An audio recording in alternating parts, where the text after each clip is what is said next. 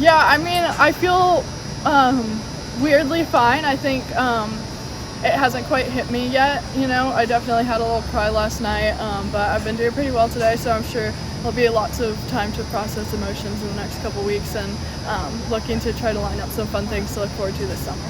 I'm a little frustrated. Of course, I'm so happy for Lily, I'm so happy for Emma. I've been racing both of them for years. It's going to be an amazing experience, so I wish them both the best.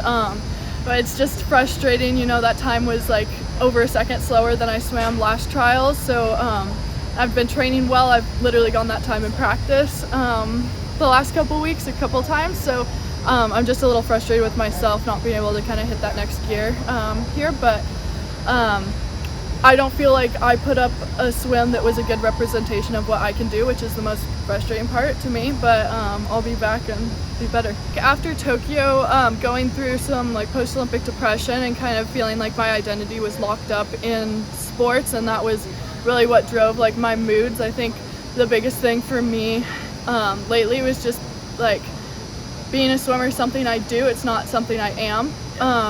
And like I have so many interests and passions. I have like amazing friends, amazing family outside of the sport, so I feel like remembering those things is just a big thing for me. And it's also something I think a lot of people like outside the sport like see this and they're like, this is their everything. And I think it's important for people to realize like, yes, this is something I do, it's something I'm very invested in. Obviously I've put a lot of emotion into this, and it is pretty devastating, but it's also not gonna, in the end of the road, it's not gonna change my life. I had never experienced any sort of like depression or struggles with mental health before that. It was just a very foreign concept to me, and I don't know at all what the case is with anybody qualifying for the team right now. I'll let them speak for themselves, but I think the biggest thing is to just like listen to what people have to say.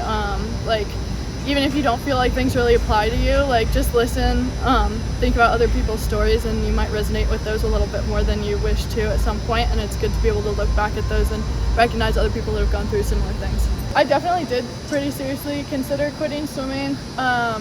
It's been a pretty rough year, honestly, the past year, just grappling with some different things.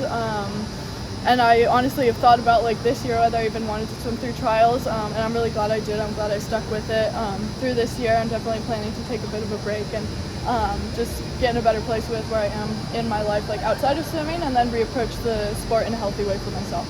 The plan was never to swim it. I just signed up for it for shits and giggles.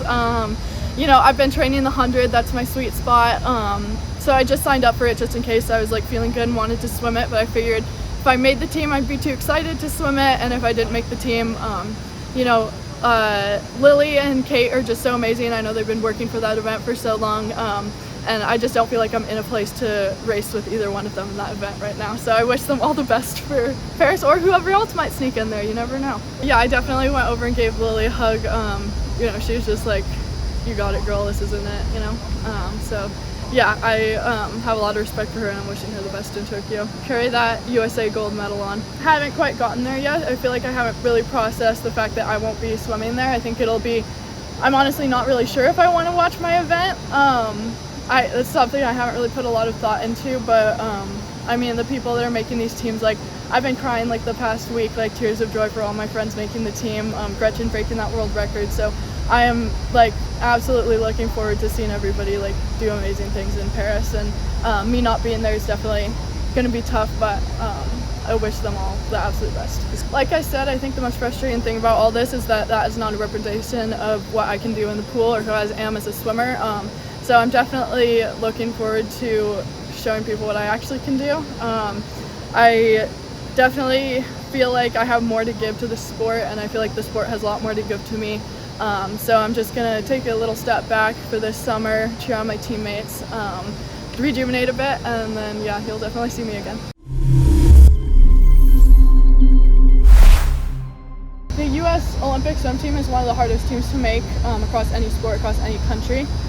So like I grew up wanting to make this team and hearing about it ever since I was a little girl. And like even if I could swim for another country, I wouldn't. Like this is what I want to do. I think there are definitely bumps along the way. They only take the top 2, like the top 8 people could probably medal, and it's just a very competitive field, and I'm constantly impressed by everybody that is coming out of USA Swimming. I think that it's definitely, I mean, those are my friends, right? It's tough to watch people struggle with things and miss teams, go through different mental health struggles or whatever crisis they're dealing with. But it is great to have those people to lean on and know that other people have gone through similar things.